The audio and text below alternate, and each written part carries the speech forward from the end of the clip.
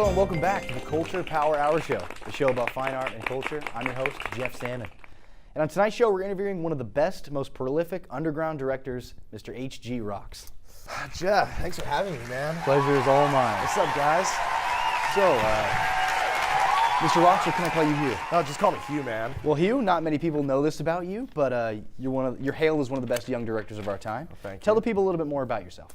Well, people are always like saying they like my vision, and only a couple movies that's already grossed like 12 million views, and that's pretty impressive for porn. So I feel pretty good.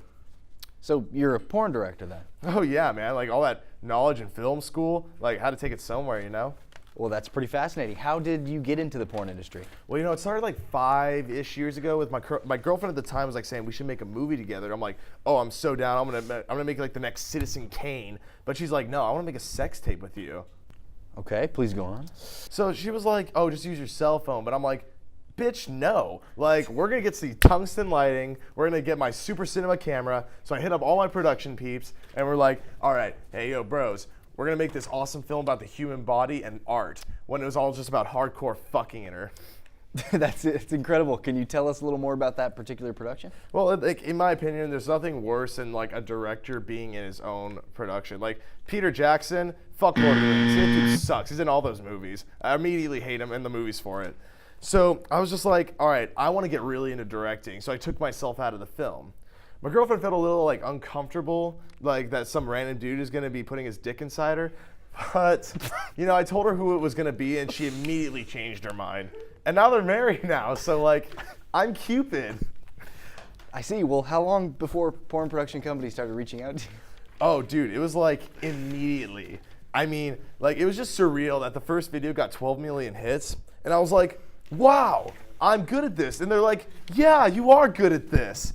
And that's I was like, fuck it, I'll keep making movies, and that's kind of where I am today. That's very impressive, especially since you've received so many awards for your work as of late. Well, we're going to take a quick commercial break right now. When we come back, I'm going to ask Hugh about his success and his recent distaste in the porn industry.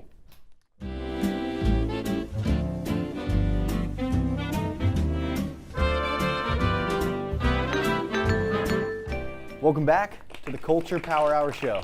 Before we get into our further discussions, let's get a word from our sponsors. Where's our fucking PA? Get my fucking paper. Shit, oh fuck, man, I'm sorry. All right. Our first sponsor is Clorox, the fine art of cleaning. Hey, our second sponsor is Coors Light, the beer of high culture. Oh, Jesus, shit, man. Our third sponsor is Burger King, the royalty of fine dining. Ruining my interview. And our last sponsor is the state of Wisconsin. Wisconsin, why not? Well, we're back with our esteemed guest, H.G. Rocks. What do you attribute to your success? I think of my success is just become my unrelentless as a director. If I can't get the shot I want, I push my crew and my actors to the limit. The actors are saying they can't get it up, I tell them to suck it up. Take some Viagra, I don't care. I don't care if you're not in the mood. And on set I can get pretty rude, so I attribute my harshness to my successness. And that's how I know how to properly light the testicles. Well, we all know how proud your DP must be. I also heard that you're uncompromising in your scripts that you write. Can you tell us a little bit more about that? Well, my work ethic is all about compelling characters and switching it up. People always think that it's the penis penetrating the vagina. I like to think of it as the vagina engulfing the penis. And all these characters, it's I want to know where the story goes. Is she going to get that promotion? Is the plumber going to fix the sink? We need to know. So, and there's all this room in that taxi. What are they going to do with it? Of course. These are the things I want to know. Don't we all?